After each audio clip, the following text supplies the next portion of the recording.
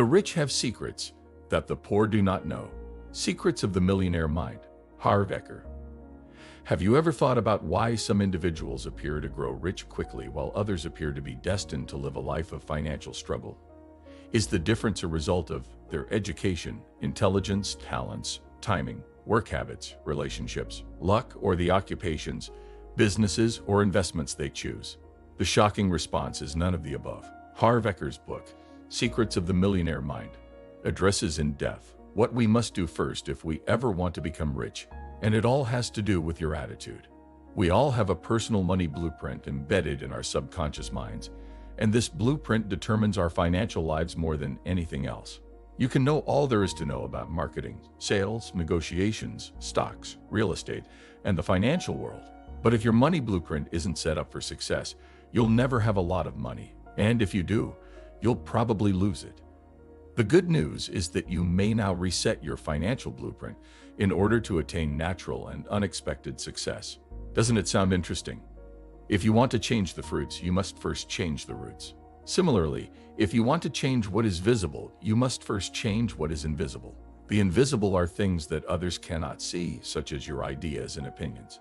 Most of us operate on autopilot and pay little attention to our ideas and beliefs. Only by paying attention to these you can affect change. The book focuses on his 17 wealth files, which serve to explain why wealthy people are wealthy and the poor are poor. Keep in mind that when I mention rich, I mean average individuals who become wealthy by their own hard work and abilities, not those who became wealthy because of their parents or some illegal businesses. And when I say poor, I don't intend to insult the poor. In truth, I've been poor for the majority of my life. When I say poor, I'm referring to their mental state.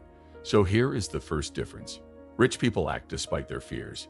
Poor people were paralyzed by fear. Early in the book, Eker mentions the process of manifestation formula. It states, thoughts generate feelings. Feelings will then lead to actions, and actions will lead to results. Millions of individuals think about being wealthy.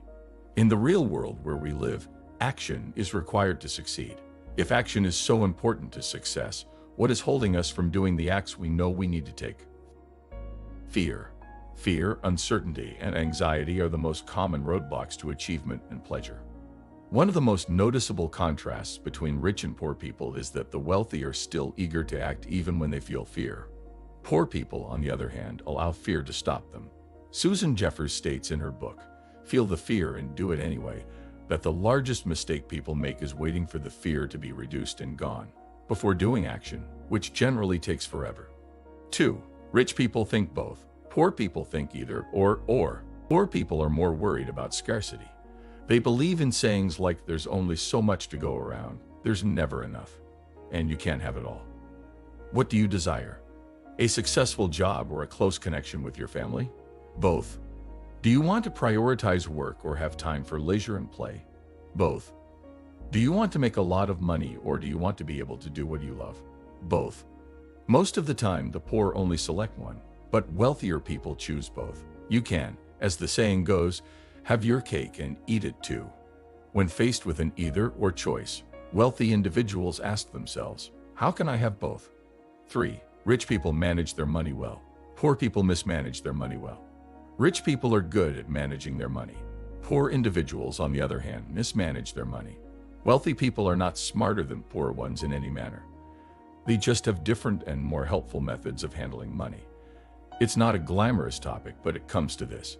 How effectively you handle your money is the sole difference between financial success and financial failure. It's simple. In order to master money, you must first learn to manage it effectively. You won't receive any more unless you prove you can handle what you've got. Before you can have significant amounts of money, you must first develop the habits and abilities to manage a small sum of money. The habit of handling your money is more essential than the amount of it.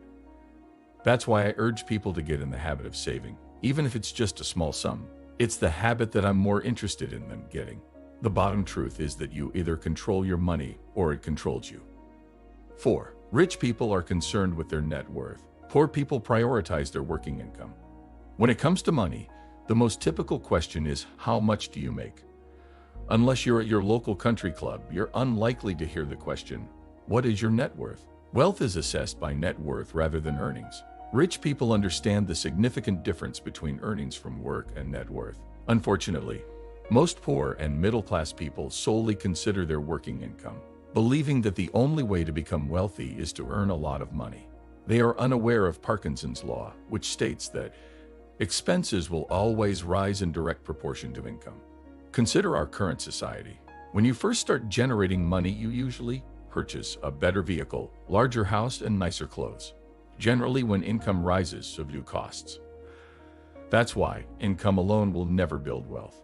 As a result of relying solely on income, people end up with little or no net worth. 5. Rich people have money that works hard for them.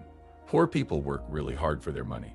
Many people are told as children that they have to work hard for money, like in Donna Summer's 1980s hit song. Yes, working hard is important, but working hard will never make you rich if you do it alone. Why? Consider the millions of people who work hard for a living. Are they wealthy? Nope. On the other side, who do you see golfing, playing tennis, or vacationing at country clubs for many months out of the year? Are these folks rich? I agree that you do have to work for your money, Akers says. However, for the wealthy, this is only momentary. It is never ending for the poor. Rich individuals think that in order for your money to work hard for you, until it is sufficient to take your place, you must first work hard. They also understand that the harder your money works, the less labor you will have to do.